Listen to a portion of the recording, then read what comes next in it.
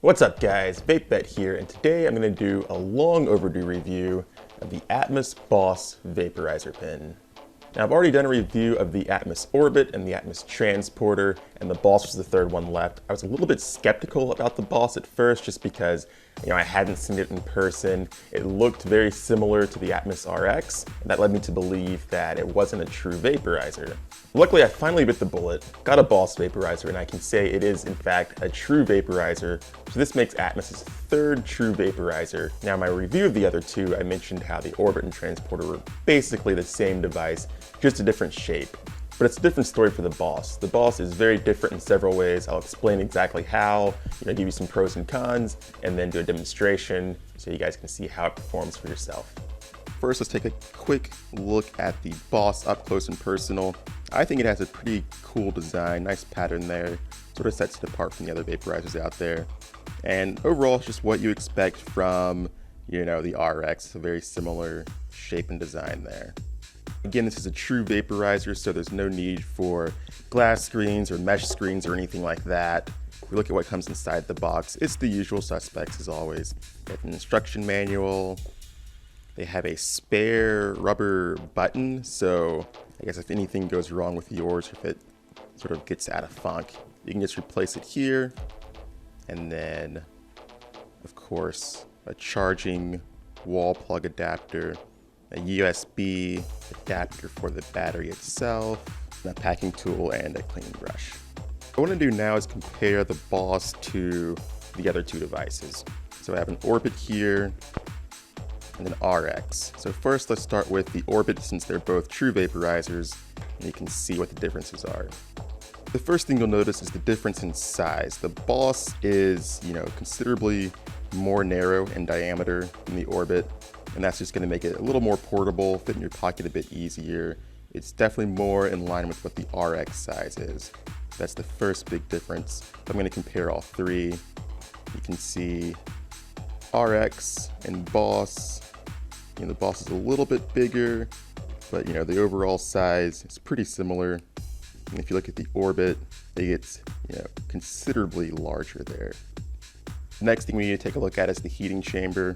The Boss, again being a true vaporizer, has no exposed heating coils. It's a stainless steel heating chamber, and if we compare that to the Orbit, and again the Orbit and the Transporter are the same in overall design. The device is just the shape that's different. The Orbit has a ceramic heating chamber. The chamber is, I guess it's a little bit larger than the Boss, nothing too significant. The biggest difference is that this is stainless steel and this is ceramic. And just for reference, I feel like I got better flavor out of the Boss over the Orbit. So just keep that in mind as well. Now if we look at the RX chamber, open it up. As you would expect, I already have a glass screen inside there, and that's because the RX, as you may have heard, has an exposed heating coil. So what happens with the RX is when you heat up the chamber, the coil makes direct contact with the herbs unless you use a glass screen, and that causes combustion. And with the glass screen, you prevent that direct contact. And if you heat it for a little bit longer, you'll get vapor instead of combustion. Now, again, the important thing here is that the Boss and the Orbit and other true vaporizers don't have exposed heating coils. They have chambers that are completely solid walls. Those walls of the chamber get hot. It gets hot enough to produce vapor from your herbs, and that's what creates the vaping experience. So another significant difference is how these devices heat up and how you operate them. And there's a bit of a trick to how the Boss works that I want to explain. But first, let's just talk about the two we know of already. The RX, obviously you turn it on by clicking the power button 5 times. This one's already on, and then you hold the power button down to light the heating chamber. With the Orbit, you would press the power button 3 times to turn it on, then hold the power button down to activate the heating mode, and then once you release the power button, it'll be red while it's heating up, and then it'll turn green when it's ready to go. After 10 minutes of use, the Orbit then shuts off automatically, and you would have to hold the power button down again to activate the heating time. And importantly, there seems to be a temperature sensor which detects how hot the chamber is. So if it reaches the automatic shutoff and you turn it back on, it's going to pick up right where it left off, and the button will be green and you'll be vaping again as usual. So that brings up some interesting points with the Boss. The Boss works a bit different from both of those, the RX and the Orbit. To turn this device on, you press the power button 3 times, and now it's already going to be heating up. You don't have to hold the power button down at all or do anything else. It just automatically heats up. And this light will go from red to blue when it's ready to start vaping. Now, the important thing to note here is that this is all based on a timer. I don't think it uses a temperature sensor. It's always 40 seconds before this light goes green, and then once it's green, that's when you would want to start vaping. However, they have a very short time span on the Boss versus the Orbit or Transporter or other devices out there. Most devices are 10 minutes before they automatically shut off. The Boss, however, is 75 seconds. So that is significantly shorter than the other devices out there.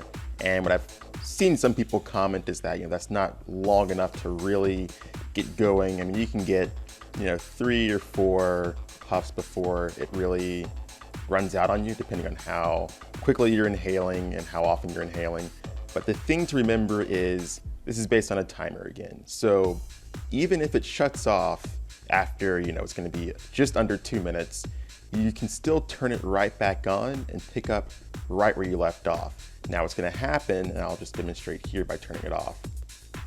What's going to happen is it's going to go back to red, but we know that the chamber is still at the appropriate vaping temperature.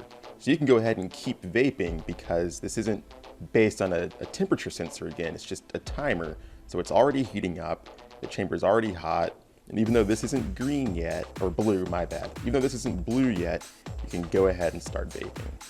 Now, in regards to the overall battery life, I tested this, but keep in mind that you get roughly 2 minutes, 115 seconds before the device automatically shuts off. I tested that and got 29 uses before the battery was dead. So that comes out to about 55 minutes, so just under an hour of continuous power on a full charge, and it takes about, between 2 and 3 hours to fully charge the battery. Okay, and here we have the vaping demonstration, and as you're going to see, the Boss has no problem producing consistent amounts of vapor for each hit. But there's one thing I want to bring up and address, and it's a question I think comes up a lot for me and other review videos out there for vaporizers, and that's, why don't I see as much vapor myself as I see in these videos? And there's a few things to keep in mind there.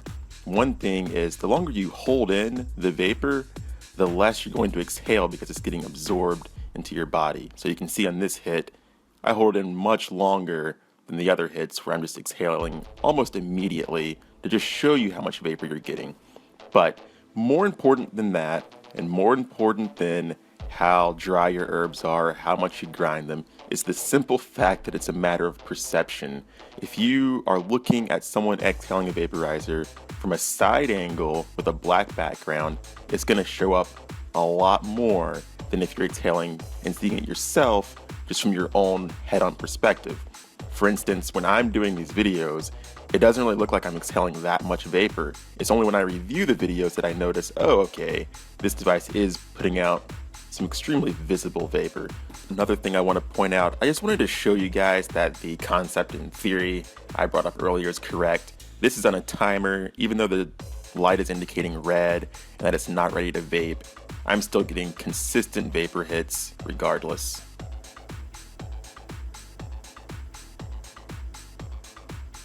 Then finally, just want to bring up, if you run out of vapor, it seems like it's coming low on vapor, always remember you can open up the chamber, get your packing tool, stir it around just a little bit, and you can usually get another 2 to 3 hits after stirring the chamber up a little bit.